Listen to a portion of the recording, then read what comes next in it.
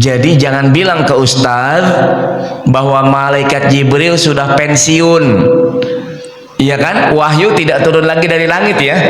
Penutup para nabi dan rasul, Nabi kita Muhammad sallallahu alaihi wasallam sudah wafat. Ayat-ayat Al-Quran tidak turun lagi, sudah stop. Berarti Jibril pensiun, Ustaz. Kagak. Tiap tahun Jibril diantaranya turun untuk apa? Untuk di malam Al-Qadar biizni rabbihim min kulli amr, dengan izin Tuhan mereka untuk menetapkan urusan yang berharga pada malam hari itu, yaitu segala urusan untuk 1 tahun ke depan. Maksudnya apa? Perhatikan dengan baik. Maksudnya ditetapkan, dirincikan takdir atas setiap hamba untuk 1 tahun ke depan pada malam Al-Qadar. Mau bagaimana rezeki kita, siapa jodoh anak-anak kita, kesehatan keluarga kita, ya tetangga kita, pekerjaan kita, harta kita, itu ditetapkan rinciannya pada malam Al-Qadar. Maka rugilah orang yang tidak bisa mendapatkan malam Al-Qadar, karena malam itu ditetapkan takdir untuk 1 tahun ke depan. Sehingga para ulama berkata, ini perkataannya luar biasa nih, Ramadhanu suqun qama thumman fadda rabiha fihi qaumun wa khasira akharin. Ramadan itu kayak pasar kaget. Pasar kaget kan ada, tiba-tiba hilang, begitu ya? Pasar kaget, atau kalau kita pasar Ahad, pasar Minggu tuh ya. Kalau di seberang tuh ada tuh ya. Ada, kemudian nggak ada gitu. Pasar kaget. Ramadan kayak pasar kaget. Ada dan tidak ada. Maka kata para ulama, ada orang-orang yang beruntung di dalam Ramadan, ada yang merugi. Pasar juga gitu ya. Pasar kaget juga gitu, ada yang pedagangnya untung, ada yang rugi. Begitulah Ramadan. Dan orang yang beruntung di dalam bulan Ramadan adalah yang mendapatkan Al-Qadar. Bayangkan, untuk 1 tahun ke depan dia ditetapkan takdir yang insya Allah baik. Lagi ibadah, lagi sholat di malam Al-Qadar, bagaimana mungkin dia dicatatkan takdir yang buruk? Kemudian salamun hiya hatta matla'il fajr, pada malam itu penuh dengan kesejahteraan sampai terbit fajar. Malam itu Bapak Ibu semua nggak panas, nggak dingin, enak, nyaman ibadah. Biasanya ngantuk kalau tambah sholat di malam hari, kan udah taraweh nih, malamnya mau sholat lagi, ngantuk, males. Tapi kalau malam Al-Qadar nggak tahu kenapa semangat, mata bentak, cek orang Sunda mah ya. Ya jelas mata itu. Kenapa? Ini malam yang luar biasa, penuh dengan kesejahteraan sampai terbit fajar. Lalu dalam surah Ad-Dukhan, Inna anzalnahu fi lailatin mubarakatin inna kunna munzirin fiha yufraqu kullu amrin hakim amran min indina inna kunna mursilin rahmatan min rabbika innahu huwas sami'ul alim. Allah Ta'ala berfirman, sungguh kami menurunkan Al-Quran pada malam yang diberkahi. Sungguh kamilah yang memberikan peringatan. Pada malam itu dijelaskan semua urusan yang penuh hikmah, yaitu urusan yang agung dari sisi kami. Sungguh kamilah yang mengutus para rasul sebagai rahmat dari Tuhanmu, dan sungguh kami maha mendengar, maha mengetahui. Malam Al-Qadar. Ya, efek Al-Qadar pada perilaku tadi sudah dijelaskan sebagiannya. Intinya seolah-olah kita ingin katakan, atau para ulama ingin mengatakan, kalau orang dapetin Al-Qadar kelihatan tuh besoknya. Yang tadinya males jadi rajin, yang tadinya tukang bohong jadi jujur, yang tadinya suka khianat jadi amanah. Perubahannya kelihatan siapa mendapatkan Al-Qadar, tapi itu secara umum.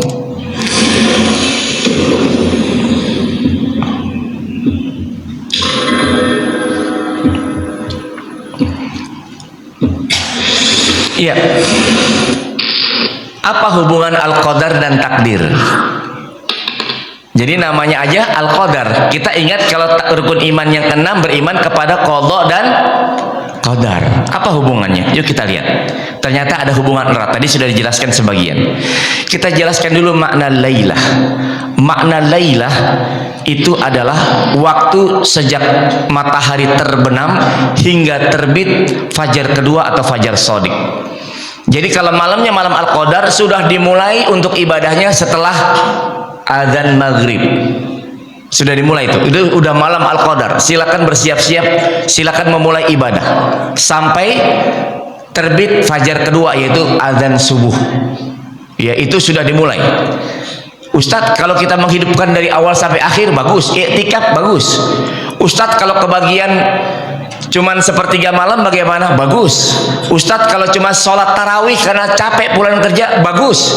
Minimalnya jangan tidak ibadah malam itu. Tapi tentu orang yang mendapatkan Al-Qadar berderajat-derajat. Yang paling tinggi derajatnya nanti dijelaskan. Yang paling ringan ya cuma sekedar sholat tarawih lah, berjamaah di masjid. Itu sudah dianggap mendapatkan Al-Qadar, tapi derajatnya biasa-biasa saja.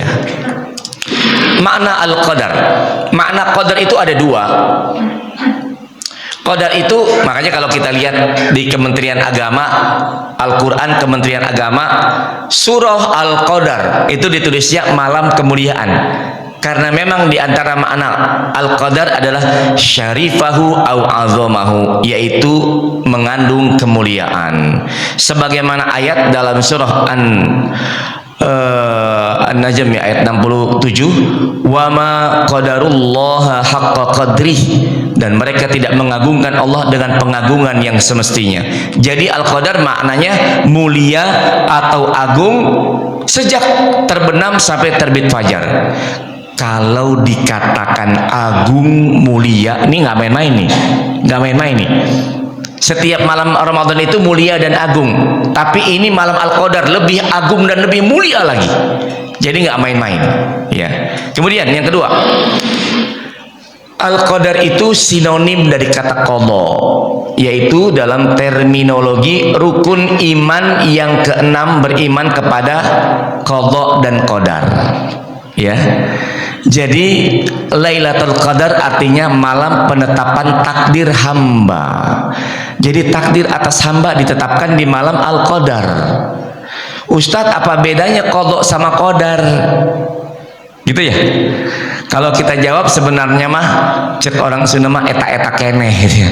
Itu juga qadha sama qadar. Coba kalau ingin dibedakan maknanya, qadha itu hukmul kulli, ketetapan umum. Ada tidak adanya sesuatu. Sementara qadar adalah juz'iyat, rinciannya. Contoh, Allah tetapkan qadha akan ada orang namanya si fulan. Oke, diadakan orang yang namanya si fulan. Nah, qadar itu rinciannya. Si fulan ini lahir tanggal berapa, jam berapa, hari apa, hidungnya bagaimana, kulitnya putih atau gelap. Itu rinciannya ada di qadar. Kalau ditanya perbedaan qadha dan qadar. Tapi kalau disebutkan salah satunya saja sudah mencukupi. Artinya intinya adalah takdir. Kemudian bagaimana qaul ulama tentang malam Al-Qadar? Ibnu Abbas berkata, malam Al-Qadar dicatat dalam induk kitab segala yang terjadi selama setahun berupa kebaikan, keburukan, rezeki, ajal, sampai haji atau enggaknya seseorang. Dahsyat ya. Imam An-Nawawi, ini petingginya mazhab Syafi'i, beliau berkata disebut Lailatul Qadar karena di malam itu dicatatkan untuk para malaikat catatan takdir, rezeki dan ajal yang akan terjadi pada tahun tersebut untuk disinkronkan dengan hamba, dengan manusia. Syekh Nasir As-Sa'di berkata, malam itu terdapat salah satu pencatatan kitab yang catatan ini masih bersesuaian dengan takdir yang telah ada. Makanya kalau kita belajar bab akidah, takdir itu ada 4: azali, umri, sanawi, dan yaumi. Apa maksudnya? Takdir azali itu takdir yang ada di Lauhul Mahfuz, yang tetap dan tidak berubah meskipun seinci, nggak berubah. ditetapkan oleh Allah 50.000 tahun sebelum Allah menciptakan langit dan bumi. Itu sudah ditetapkan takdir azali. Kita punya pasangan hidup siapa, anak-anaknya siapa saja, rezekinya bagaimana, sudah ditetapkan. Bahkan ini yang dahsyat, tidak ada satu jiwa pun dari kita kecuali sudah ditetapkan tempatnya di surga atau neraka. Tidak bisa bergeser lagi. Bahkan jumlah orang yang masuk surga berapa jumlah orang yang masuk neraka sudah ditetapkan, sudah close, sudah nggak berubah lagi. Kita masalahnya nggak tahu ada di mana. Tapi mudah-mudahan kita kan ikhtiar nih, mudah-mudahan semua yang hadir di sini masuk surga, amin. Yang kedua, takdir umri. Takdir umri itu takdir yang ditetapkan ketika malaikat meniupkan ruh ke dalam rahim wanita usia kandungan 4 bulan ya. 4 bulan. Maka ditetapkan ketika itu bagaimana rezekinya, ajalnya, amalnya, celaka atau bahagianya pada usia kandungan 4 bulan. Kemudian yang ketiga, takdir umri, yaitu takdir yang ketiga takdir sanawi, yaitu takdir tahunan, yaitu dia di malam Al-Qadar ditetapkan takdir untuk setahun ke depan, namanya takdir sanah atau sanawi ya, atau halah para ulama menyebutnya. Yang keempat namanya takdir yaumi, yaitu takdir harian, di mana Allah Ta'ala menjelaskan fiha, sebentar, ayatnya itu dalam surah Ar-Rahman ya, Ar-Rahman. Kulla yaumin huwa fi sya'an. Allah Ta'ala itu setiap waktu berada dalam kesibukan untuk menetapkan takdir hamba, maksudnya takdir yaumi atau takdir harian. Sekarang kapankah malam Al-Qadar itu? Nah, ini kan penting untuk kita waspadai, jangan sampai kita kelewat. Coba kita lihat bagaimana hadis-hadis Nabi menjelaskan tentang malam Al-Qadar. Rasulullah sallallahu alaihi wasallam bersabda, kapan malam Al-Qadar? Taharrau Lailatul Qadri fil ashril awakhiri min Ramadan. Cari Al-Qadar di 10 terakhir bulan Ramadan. 10 terakhir bulan Ramadan, di saat manusia sedang sibuk apa? 10 hari terakhir lagi sibuk apa, Bu? Bikin biji ketapang, kue. Laki-lakinya siap-siap apa? Bekal buat mudik gitu ya. Kalau yang mudik, kalau orang Betawi kagak, kampungnya di sini gitu ya. Jadi 10 malam terakhir berjaga-jaga. Sekarang 18, berarti tinggal 2 hari lagi nih, siap-siap. Kemudian kata Nabi, iltamisuha fil ashril awakhir fa in dha'afa ahadukum aw ajaza fala yughlabanna 'ala sab'il al-bawaqi. Cari di 10 malam terakhir. Jika kalian lemah atau tidak mampu, jangan lewat minimalnya 7 terakhirnya. 23, 24, 25, 26, 27, 28, 29. 7 terakhir jangan sampai lewat. Itu paling sering terjadi malam Al-Qadar. Lalu, ini yang luar biasa nih. Ini jarang ditampilkan hadisnya. Inni kharajtu li ukhbirakum bi lailatul qadar wa innahu talaha fulanun wa fulanun wa furihat wa asa an yakuna khairan lakum iltamisuha fi sab'i wa tis'i wal khams. Satu malam Rasulullah mau keluar ngasih tahu para sahabat kapan malam Al-Qadar. Rumusnya mau dikasih tahu nih, kalau tahun-tahun ganjil misalnya tanggal sekian, ini rumusnya mau dikasih tahu sama Rasulullah. Keluar menuju para sahabat. Begitu keluar ada 2 orang sahabat Nabi sedang berdebat tentang kapan malam Al-Qadar. Berdebat mereka, 27, 25, bukan 23, lagi berdebat. Maka yang luar biasa, perhatikan. Farufi'at, tiba-tiba ilmu itu diangkat dari Nabi. Nabi juga jadi lupa, ilmunya dihilangkan ya, karena ada perdebatan tadi. Lalu mungkin ini fa'asa an yakuna khairul lakum, ini lebih baik bagi kalian. Sebab kalau dikasih tahu nih, Dikasih tahu nih malam Al-Qadar 2026, malam Al-Qadarnya tanggal sekian. Kalau dikasih tahu nih, apa yang terjadi? Apa yang terjadi? Saya yakin masjid kosong, tungguin tanggal itu doang. Bener ya? Pasti kosong itu. Ini hikmahnya. Ilmunya diangkat dari Rasulullah. Maka kata beliau, cari di 27, 29 atau 25. Ini yang paling sering terjadi Al-Qadar, tepatnya di malam-malam ganjil.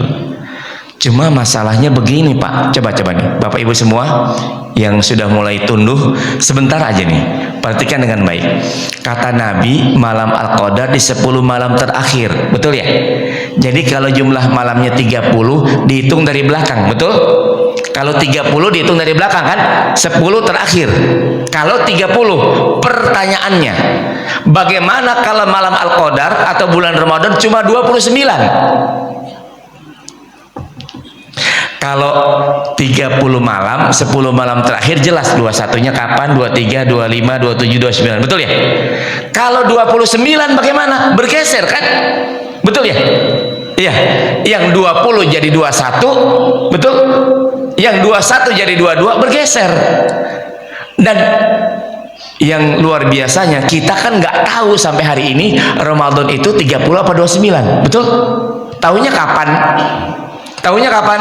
Tahunya setelah pemerintah sidang isbat. Maka jangan yakin kepedean sekarang 21. Belum tentu. Tunggu sidang isbat. Kalau nunggu sidang isbat keburu habis Ramadannya. Maka kesimpulannya saya sudahlah, 10 hari terakhir jangan pilih ganjil genap lah. Hidupkan malamnya dengan banyak ibadah.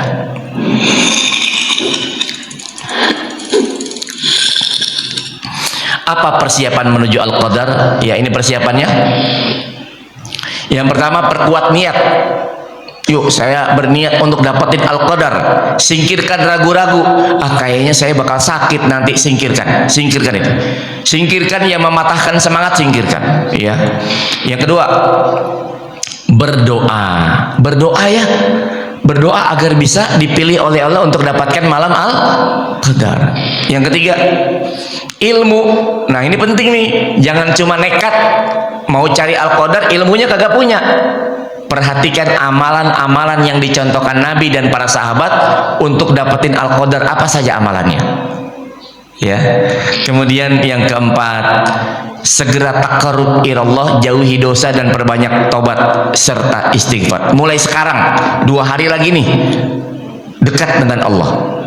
Salat 5 waktu, sing bener, ya. Lalu jauhi dosa. Lalu apa? Perbanyak istighfar. Kemudian yang kelima, jika mungkin untuk i'tikaf, boleh, bagus sekali. Persiapkan perbekalan, jangan berlebihan, jangan melalaikan kewajiban. Judulnya pengen i'tikaf, tapi kantor belum libur, ujung-ujungnya kena SP3, habis lebaran berhenti. Jangan, itu kewajiban soalnya. Kita sudah teken kontrak untuk amanah sama pekerjaan. Tetap kerja, pulang kerja, ya minum madu, minum apa supaya bisa melek, bisa ibadah malamnya. Ya, tapi minimalnya sholat tarawih berjamaah bersama imam sampai selesai. Ya. Kemudian yang keenam, perbanyak sedekah dan silaturahim. Nggak mungkin pergi-pergian kan? Jadinya WA, WhatsApp, grup keluarga. Minta doa dari mereka supaya lancar di akhir Ramadan. Bukan cuma pikirannya baju baru melulu, ketupat melulu, THR melulu. Ya, tetapi fokus untuk ibadah itu yang paling penting.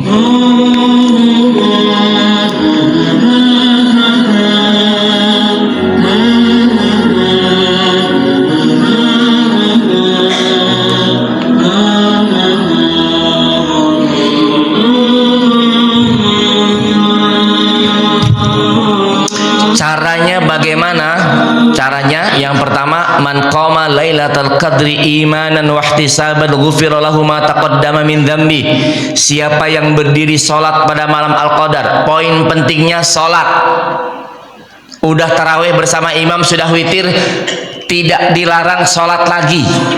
Bahkan di Masjidil Haram itu sekarang sudah witir sama imam, malamnya ada qiyamul lail, menunjukkan memperbanyak sholat di bulan Ramadan, apalagi yang diduga malam Al-Qadar itu bagus, tidak dilarang. Yang penting kalau mau lagi sholat di malamnya, yang penting nih, jangan witir lagi, karena sudah witir bersama imam. Tidak ada dua witir dalam satu malam. Ustadz, kalau nggak witir sama imam bagaimana? Jangan juga, karena orang yang dianggap sholat semalam suntuk itu apabila ikut imam sholat tarawih sampai selesai, sampai witir. Jangan pas imam witir kita kabur. Jangan di sini 23 11 rakaatnya. 11. Jangan imamnya 23 8 rakaat kita pulang. Jangan sampai selesai. Sampai selesai, ya. Jadi hidupkan malamnya dengan sholat.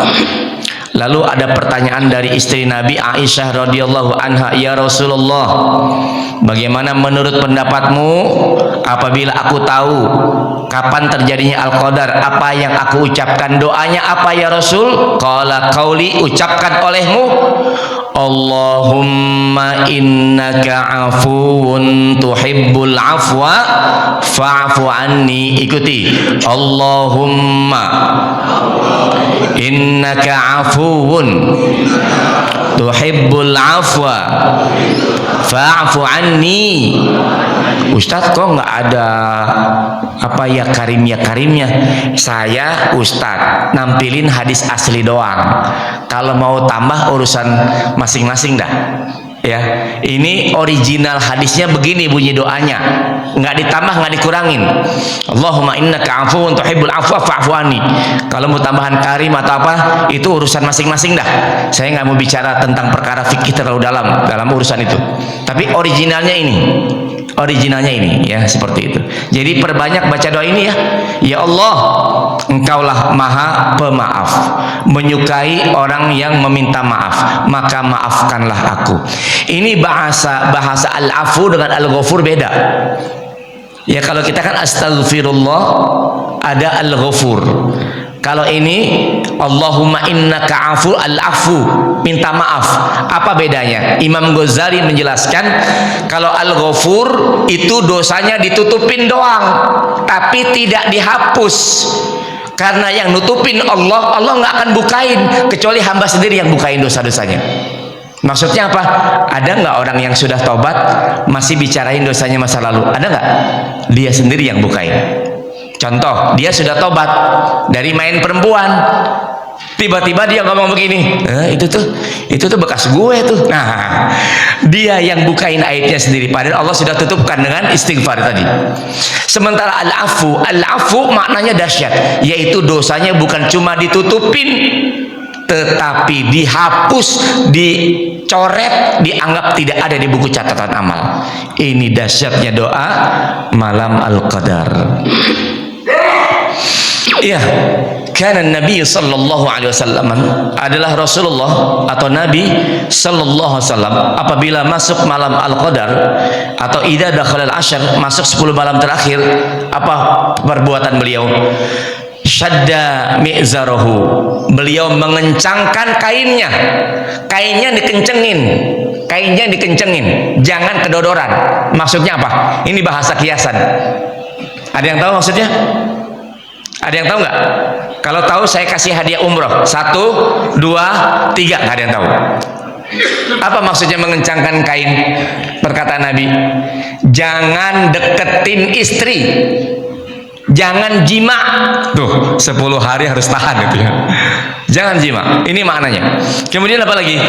Ahya lailah, hidupkan malamnya. Sholat lagi, doa lagi, baca Quran lagi, zikir lagi, istighfar lagi. Hidupkan malamnya. Baik di rumah atau di masjid. Perempuan di rumah, laki-laki di masjid. Kalau perempuan mau di masjid, izin suami, aman dari fitnah, boleh. Gitu ya. Kemudian wa aiqadhu ahlahu, bangunkan keluarga, anak-anak bangunin. Ya minimalnya di malam ganjil, nak bangun, ini tak malam 25, bangun, ayo bangun. Ya kalau perlu diguyur, guyur. Ini penting nih malam Al-Qadar. Ya bangunin keluarga, bangunin suami, bangunin istri. Iya, ibu-ibu Kalau suaminya susah dibangunin, bangunin. Kalau perlu, ya pancing dengan hadiah. Mas, bangun. Ini malam ganjil, ayo bangun. Ini semua doa dikabulkan, Mas. Katanya pengen kawin lagi, bangun. Wah, pasti bangun suami itu. Ya, pasti bangun. Atau suami sama, istrinya kagak bangun-bangun. Bangunin, mah bangun. Ini malam ganjil nih, bangun. Kalau mama nggak bangun lagi, fankihu ma tobalakum minan nisa. Babe kawin lagi gitu ya. Bangunin, pokoknya bagaimana caranya bangunin supaya apa? Bisa menghidupkan malam Al-Qadar. Karena Rasulullah sallallahu alaihi wasallam yajtahidu fil ashril awakhir ma la yajtahidu fi ghairiha. Adalah Rasulullah sungguh-sungguh ibadah apabila telah masuk 10 malam terakhir. Ya, dengan ibadah yang tidak beliau lakukan di malam yang lain. Ibarat kuda, kalau lagi lomba pacuan kuda, saya tanya, kuda itu semakin dekat finish, semakin lambat, semakin cepat. Semakin menambah kecepatan ya. Begitulah seyogianya kita. Jangan makin akhir Ramadan makin lemes, makin malas, makin kedul. Jangan, makin semangat di ujung. Ayo semangat. Perlu apa? Dukungan apa? Dukungan gizi, makanan penuhi. Yang penting semangat untuk mendapatkan malam Al-Qadar, ibadah di 10 malam terakhir sebagaimana contoh dari Nabi sallallahu alaihi wasallam.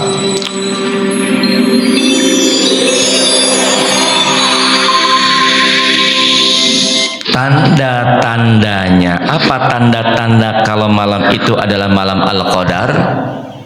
Yuk kita lihat penjelasan Nabi sallallahu alaihi wasallam. Yang pertama dalam hadis riwayat Muslim, sabihata lailatul qadri tad'u syamsu la syu'a laha ka'annaha qastun hatta tartafi'. Pagi hari malam Al-Qadar. Nih kalau malamnya malam Al-Qadar, pas paginya matahari terbit tidak menyilaukan mata seperti bejana hingga meninggi. Pagi harinya, kalau malamnya malam Al-Qadar, pagi harinya matahari jam 7, jam 8, jam 9 bisa ditatap, tidak silau, tidak pedih, bisa dilihat matahari. Itu ciri malam Al-Qadar. Ini yang bilang siapa? Yang bilang Nabi, bukan lagi ngacapruk nih Ustadz nih. Yang bilang Nabi. Pagi harinya biasanya kalau menatap matahari silau dan pedih nggak kuat kita. Tapi kalau malamnya malam Al-Qadar, pagi harinya matahari tidak menyilaukan seperti bejana yang tinggi. Bagaimana bentuknya? Nanti ada foto-fotonya. Kemudian dalam hadis yang lain, Lailatul Qadri lailatun samhatun talqatun la harata wala baridata tusbi'us syamsu sabihataha dha'ifatan hamra. Malam Al-Qadar malam yang indah. Indah malamnya, syahdu malamnya. Ya, malamnya cerah. Tidak panas, tidak hujan, tidak panas meskipun nggak pakai AC. Ya, tidak dingin meskipun pakai pendingin ruangan. Pokoknya enak, sejuk, nyaman, suhunya pas buat ibadah. Besok paginya cahaya matahari melemah kemerah-merahan. Alias apa? Alias mataharinya benar-benar bisa ditatap kemerah-merahan. Bagaimana sih bentuknya Ustadz? Yuk coba kita lihat capture atau potongan foto-foto yang diduga malamnya malam Al-Qadar dan pagi harinya bentuk mataharinya tidak wajar. Seperti apa bentuknya? Coba kita lihat. Tanazzalul malaikatu war-ruhu fiha bi'izni rabbihim min kulli amr. Salamun hiya hatta matla'il fajr. Ya, ini beberapa capture yang kami dapatkan. Yang sebelah kiri atas, lihat, ini sesuai banget dengan perkataan Nabi ya. Makanya Nabi itu perkataannya Masya Allah benar. Lihat mataharinya seperti bejana menguning, melemah cahayanya setinggi itu bisa ditatap. Yang kiri atas, lihat yang kanan atas, sama dengan yang kiri kurang lebih. seperti bejana bentuknya, kemerah-merahan, indah, syahdu, ya seperti gumpalan malaikat yang sedang berkumpul balik ke langit nih, sehingga cahaya matahari terhalang. Wallahu a'lam. Lihat yang kiri bawah juga kurang lebih sama. Kalau yang kanan bawah agak berbeda, ya dia yang penting cahaya mataharinya melemah kemerah-merahan. Ya ini kami ya kutip dari berbagai sumber, dari video-video yang ada berseliweran di dunia maya. Jadi inilah ciri pagi hari, kalau malamnya malam Al-Qadar. Tetapi, nah ini poinnya ya, tetapi tugas kita bukan mengamati pagi hari matahari seperti ini, bukan sama sekali. Kalla summa kalla. Ya, bukan pagi hari bangun lalu lihat matahari, meredup, malamnya malam Al-Qadar, berarti wah semalam kagak taraweh. Sudah lewat. Ini mah setelah terjadinya. Kalau belum terjadinya mah tugas kita menyiapkan ibadah. Perkara malam itu malam Al-Qadar atau tidak, jangan terlalu mengejar yang kayak begini. Ini mah cuma ciri-ciri doang. Yang paling utama mah perbuatan sebelumnya, yaitu kita ibadah, kita sholat, kita zikir, kita baca Quran, kita berdoa, Allahumma innaka afuwun, lanjut, tuhibbul afwa fa'fu anni. Itu ya, ini malam Al-Qadar. Masya Allah.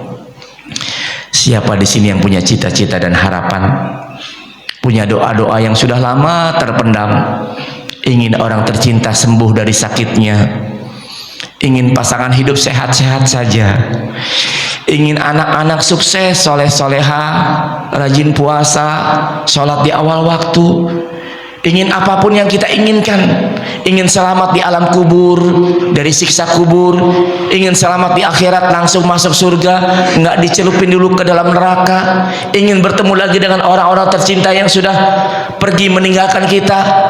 Manfaatkan malam Al-Qadar, jangan sampai kita lalai. Ini jadi pertaruhan besar. Malam Al-Qadar tahun ini, yuk kita kejar dengan sebaik-baiknya di 10 malam terakhir. Mana tahu ini Ramadan terakhir kita. Makanya jangan sia-siakan kesempatan mendapatkan malam Al-Qadar. Kalau di sini ada i'tikaf nggak? Ada nggak? Ada. Disiapin sahur nggak? Ya, sahurnya sama gulai kambing apa sama nasi padang? Nasi padang biasanya Ustadz ya. Nggak sempat bikin gulai atau ya Ustadz? Masya Allah. Ya, manfaatin malam Al-Qadar. I'tikaf lebih bagus. I'tikaf berdiam diri di masjid jami yang ada sholat Jumatnya. Ya, ada laki-laki lewat, Ustadz mau kemana? Biasa weh, Ustadz mau i'tikaf. Kamu mau ikut gak i'tikaf? Saya mah nanti aja pas 17 Agustusan. Nah 17 Agustusan lebih gede Ustadz. Kalau sekarang mah i'tikaf.